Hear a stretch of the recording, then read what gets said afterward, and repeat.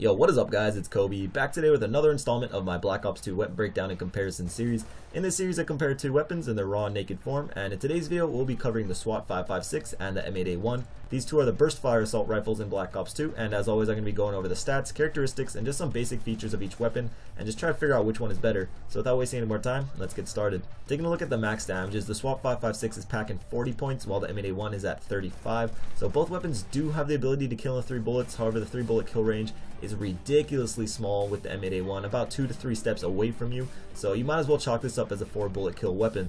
Now taking a look at the long range damage of the SWAT, this is where it gets kind of confusing.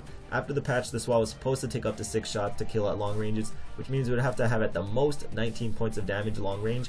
But if you want to test out the weapon, it never takes more than 4. Even with a silencer, 4 shots to the chest will take him out, which is obviously a good thing if you do enjoy using this weapon. It is crazy powerful, and if you're accurate with it and have a good shot, it'll never take more than 2 bursts to kill an enemy, even across the map. The long range damage of the M8A1 is also a tad bit confusing because of its inconsistency. I like to think of it as a 4 to 5 bullet kill weapon, but occasionally it just seems like enemies of the freaking Walking Dead are coming at me and eating like 5 bursts rather than 5 bullets, but overall it's still a pretty good medium range weapon. Moving on to the rate of fire, the SWAT is considerably lower at 550 rounds per minute compared to the M8A1 at about 760 rounds per minute.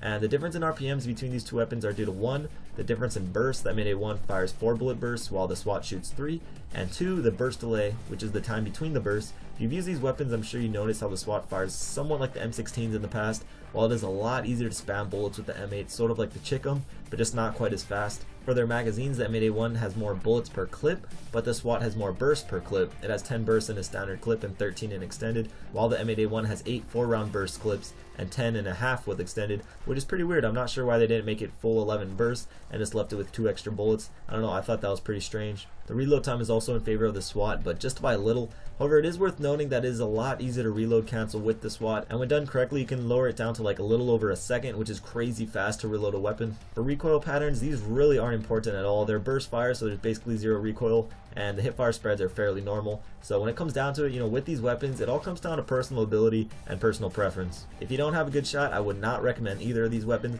but if you have a pretty decent shot, it still depends on your playstyle. If you like to stay back, keep your gunfights long range, I'd recommend the SWAT because of its ridiculous power. But if you're really aggressive and plan on seeing more guys in like medium to close range, I'd go with the M8 because you can just unload a lot more bullets a lot faster. But what do you guys think? Which gun do you prefer? For me, I'm an M8A1 kind of guy, even though it does drive me crazy sometimes when I get like 50 hit markers, but overall it's just a better gun for me. But let me know what gun is better for you in the comments down below. But that's the end of this comparison. If you have a suggestion for the next one, feel free to leave that in the comments as well. Also, if you enjoyed the video and want to support me and support the channel, likes are always appreciated. But anyways guys, that's it for today. I hope you enjoyed this quick little video. Check out my last 2 videos if you want, and I'll see you guys later. Peace.